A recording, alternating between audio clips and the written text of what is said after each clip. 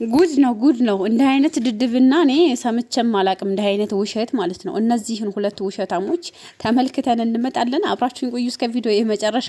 እንዲሁም የኢራኑ መሪ አሁን ላይ አዲስ መረጃ ወጥቷል፣ ትክክለኛ እንዳልተገደሉ ማለት ነው። እስከ ቪዲዮ መጨረሻ አብራችሁን ቆዩ፣ ላይክ አድርጉ፣ እንዲሁም ቤተሰብ ሁኑ። ከእስልምና ወደ ክርስትና የገባው ነው ያስተፍሩላቸው። ስለዚህ ስለማቀው እኔ ከየት እስቲንጃ ስንት ረካ አለው? እስቲንጃ ስንት ረካ አለው? ጧት ሶሪ ምንድን ነው ያልከው? እስቲንጃ ስንት ረካ አለው? እስቲንጃ ስንት ረካ አለው? ተላት ረካት። አይ ውሸታሞች ሁልጊዜ እንዴት ተዋረዳችሁ? በቃ እንደ የኛ መሳቂያ ከሆናችሁ ቀራችሁ። ኧረ ተከበሩ። የሳውዲ ንጉስ አሁን ጠቅላይ ሚኒስትር ይሆናል። 8000 ብር ፈቅዶልኛል። ለኔ ደንግጦ ነው የሰጠኝ ማለትና አንድ ቀን ከኋላ እንደዚህ እንትን አደረገኝ። ከዛ ነው በጥፊ መታወት። ይቅርታ ያድርጉልኝ እናቴ ይሆናሉ። ግን ምን ነው አፈሉ ከነዘረቦት የሳውዲው ንጉስ ጠየቆት። እርሶን ጅብ በሚጥሚጣ የማይቀምሶት ሴትዮ የሳውዲው ንጉስ ጠየቆት። አረ እየለያችሁ እንኳን ዋሹ። እግረኛው ሚዲያ ብሎ ከፈተ። ግርግር የሚል ሰዎችን ግርግር የሚል አስተሳሰብ ይዞ ይቀርባል። ይሄን ያህል የእስልምና ጥላቻ ካለብህ ለምን በግልጽ አትናገርም? የሳውዲው ንጉስ ከኋላ ቸብ አደረጉት። እውነት ያጥንቶ ተለጋውም ታዲያ ቸብ ሲያደርጉት እንደው ምን ትመስላለች? በእናት ይቅርታ ያርጉልኝ ማዘሩነት ቀነዘረቦት። በጣም ጾመኝ ነስፈተውኝ ጅል ባፍር የጅል ዘመድ ይፈር እንዲሉ አንዷ የሳውዲውን አልጋ ወራሽ ልዑል ቢን ሰልማንን በጥፊ መታ 8000 ሪያል እንደተሰጣት ደፍራ አወራች። ደፍራ ማውራቱ አይደለም የገረመኝ ሰው ይስማው ብሎ ኢንተርኔት ላይ የለቀቀው ሰውዬ ነው። በነገራችን ላይ ሴትዮዋ ያወራችው ለኦርቶዶክሳዊ ሃይማኖት አላማ ነው። የሃይማኖት አላማ ነው። በቃ አብዛኛው ኦርቶዶክስ መንጋ እንደዚህ አይነት አስተሳሰብ ነው ያላቸው። አሁን በሷ ቤት በቃ ኦርቶዶክስን ከፍ ያደረገች የኦርቶዶክስን ትክክለኛነት ለማረጋገጥ ነው። ስለ ቡና አውርታለች። በቃ ስለ መገለጥ ያኒ የኦርቶዶክስ እነዚህ ምድር ጻርቃን ምናምን ይባላል አይደለም እነሱ እንደተገለጡላት ገድላት ላይ አሁን የኦርቶዶክስ ቤተክርስቲያን በየገድላቱ በየተአምራቱ ቡናን ከነቢያችን መሐመድ አለይሂ ሰላቱ ወሰለም ጋር ያያያዘች ማህበረሰቡን የኦርቶዶክስ ማህበረሰብ ያስፈራራች ቡና አጠጡትል ነበር። ብቻ በቃ አላማው ሃይማኖታዊ አላማ ነው ወሬው ማለት ነው። ደስ የሚለው ኖርማሊ ስማርት የሆኑ ይሄ ሰባዊነት የገባቸው ረጅም አመት በአረቡ ዓለም ይኖሩ በሳውዲ በተለያየ ገልፍ ካንትሪ በተለያየ አረብ ሀገር የሚኖሩ ከአረቡ ማህበረሰብ ጋር የኖሩ ይሄ ማህበራዊ ህይወት የገባቸው ኦርቶዶክስ ልጆች አሉ። ስለሷ ያፈሩ አሉ ያኒ እና ይሄ እውነታውን ሌሎቹ በስነ ስርዓቱ በአረቡ ዓለም የሚኖሩ ኦርቶዶክሶች እየወጡ ቢያስተምሯቸው ቢያስጠነቀቋቸው እንደዚህ አይነት ውሸት ቢያቆሙ ጥሩ ነው። በእርግጥ ለኛ ትምህርት ነው የሚሆነው።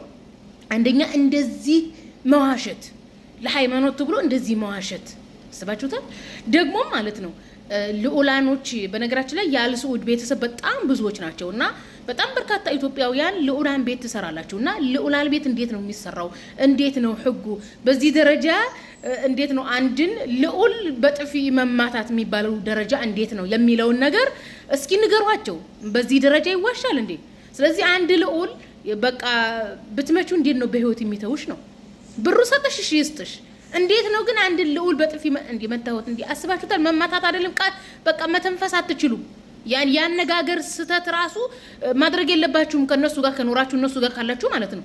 ያነጋገር ስተት ያሳብዳችኋል። በስነ ስርዓቱ መናገር በስነ ስርዓቱ እንትን ማለት አለባችሁ። እንኳን አይደለም ጥፊ ማለት ነው።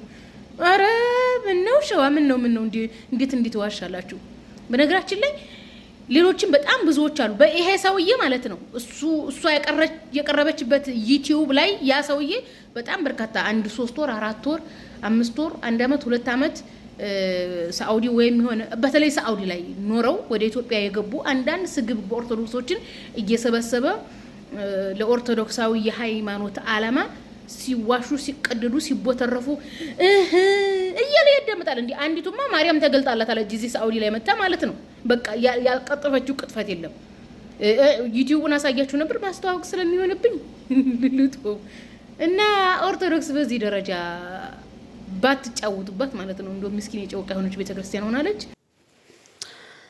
በነገራችን ላይ እንዲህ አይነት ትርክቶች ሲነገሩ ለብዙ ጊዜ ነውና ብዙ ውሸቶችን ይሞክራሉ። በተለያየ ጊዜ ብዙ ውሸቶች ይመጣሉ። የዛሬው ደግሞ ይለያልና ስራ ፈቶ አሁን እቺን ሴትዮ ፈለጓት ማለት ነው። ከዛ መጣችሁ በጥፊ ውይ ምኞት ደፋር አንቺ እንዴ እናንተ እንዴት ውሸት እንደዚህ ያስደፍራል እንዴ? ግን ውሸትን እንደዚህ መድፈር ይቻላል እንዴ? በጥፊ መጣችሁ ማሪውን ማለት ነው። አረዊ እኔማ ወላሂ በጣም ነው የሳኩት ማለት ነውና መሳቂያዎች ማፈሪያዎች ልትሸቅሉ ሄዳችሁ ከዛ በኋላ በቅቷችሁ ስትመጡ እዚህ ደግሞ ሌላ ወሬ ታወራላችሁና ሱብሃንአላህ። ለምን አመስግናችሁ ሄዳችሁበትን እንትን አትሉም? የማይሆን ነገር ለምን ትቀባጥራላችሁ? ያልሆነ ያልተፈጠረ ነገር በፍጹም ያልተፈጠረ ነገር ለምን ታወራላችሁ? በዚህ እኮ እስልምና ዝቅ አይልም። የእናንተ ሃይማኖት ደግሞ በዚህ ከፍ አታደርጉምና ይሄ አይነት ነገር በተደጋጋሚ ነው እየቀረበ ያለውና እኔ እንጃ በጣም ነው የምታስቁት፣ በጣም ነው የምትገርሙት ማለት ነው። ቢያንስ በልኩ ዋሹ። ስትዋሹ የሚመስል ውሸት ነው የሚዋሸው ማለት ነው። ሊመስል የማይችል ውሸት እንዴት ነው? እና እኔ እንጃ አይ አልሞቱም በህይወት አሉ እየተባለ ይገኛል። እንግዲህ በዚህ ሰዓት ነገሮች እጅግ በሚያስገርም ሁኔታ ውስብስብ ሆነዋል። እስኪ በዚህ ጉዳይ እናንተም ሐሳባችሁን ስጡበት። የዓለማችን ታላላቅ ሚዲያዎች እንግዲህ እነ ሮይተርስ፣ ቢቢሲ፣ አልጀዚራን ጨምሮ የተለያዩ ሚዲያዎች አያቶላ ሞቱ ቢሉም የኢራን ባለስልጣናት በበኩላቸው የእስራኤል ዘገባዎች የስነ ልቦና ጦርነት ሲሉ አጣጥለውታል። ከኢራን መንግስት ጋር ቅርበት ያላቸው ታስኒምና እንዲሁም ደግሞ መሂር የዜና ወኪሎችም የሀገሪቱ የበላይ መሪ አያቶላ አልሐሜኒ በህይወት እንዳሉ እኔ የምለው ግን ማለት ነው አያቱላ የሚባሉት የነዚህ ኢራኑ መሪ ቆይ ምንድን ነው መንፈስ ናቸው እንዴ? መጀመሪያው ላይ ሞቱ ተብሎ ተዘገበ። ከዛ ደግሞ በመሃል አሉ ተባለ። አይ ተረጋግጧል እውነት ነው ተባለ። ደግሞ ዛሬ ትዳለኝ ኖሬስ ችኩል ወል አስተግፊሩ እንዴ እኔ ግን ማለት ነው ወላሂ ምንም የነሱ አቂዳ ተከታይ ባንሆንም ጠላት ስላንገጠቀጡ ብቻ እኔ ባይሞቱ ደስ ይለኛል ቢኖሩ ማለት ነው። ጠላቴ ብሏልና እኔ ኮዚ እንትና የማውራት እኮ አይፈቀድልኝም። እናንተ እንዲህ አይነት ነገር አራ ያስሩኛል።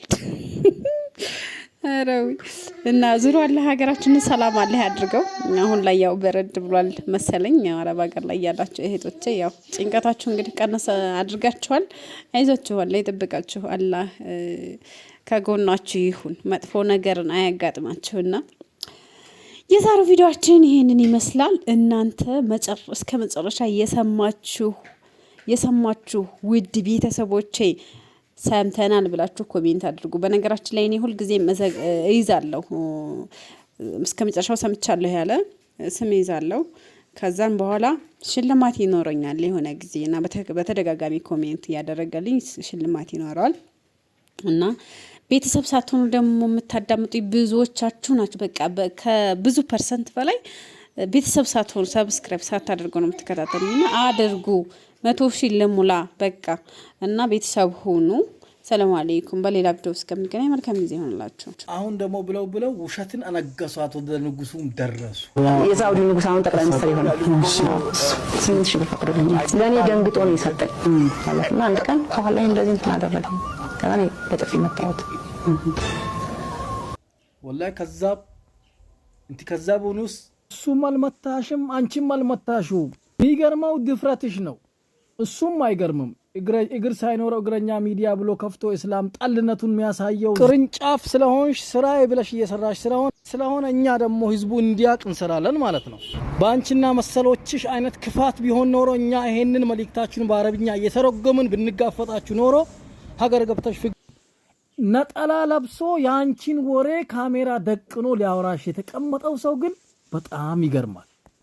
እሱንም አደረጋችሁት ይባል ቀረጻችሁ፣ ደፍራችሁ በሚዲያ ላይ መልቀቃችሁ። ይህንን የመሰለ ቪዲዮ ለቀቁት። የተካናችሁበት ነው እንግዲህ ሀገር ዓለም ያወቃችሁ ለቀቃችሁት። ይሄንን መንጋው ተከትሎ ላይክ ሼር የሚያደርጉት ተከታያችሁ አይገርምም? የአረብ ሀገርን ሙስሊሙን በግለሰብ ደረጃ ስም ስታጠለሹ ኖራችሁ የቅጥፈታችሁን እድገት በሀገር ደረጃ በመሪ ደረጃ አቃፊውን የዓለምን ህዝብ ተሸክሞ የሚቀልበውን መንግስት ለመተቸት ሞከራችሁ። ድፍረታችሁ ይሄ ነው። እሺ አሁን ምንድነው የምትሉት? በመቶ ሺህ በሚሊዮን የሚጠጋን ሀበሻን አስወጣ ነው የምትሉት? እንደናንተ ቢሆን ኖሮ በ24 ሰዓት ውስጥ ሀገሬን ለቃችሁ ውጡ ያስብል ነበር። እንደናንተ ቢሆን ኖሮ የአረቡን ሀገር እከካችሁን ችግራችሁን መታጠቢያ ኦሞ ሳሙና አድርጋችሁት ታጥባችሁ ስታበቁ ሀገር ገብታችሁ ደግሞ እናንተን ለሚመስል አደገኛ ሆነ ሚዲያ እየቀረባችሁ የውሸት ዜናችሁን ትርክታችሁን ትተርካላችሁ። በድራ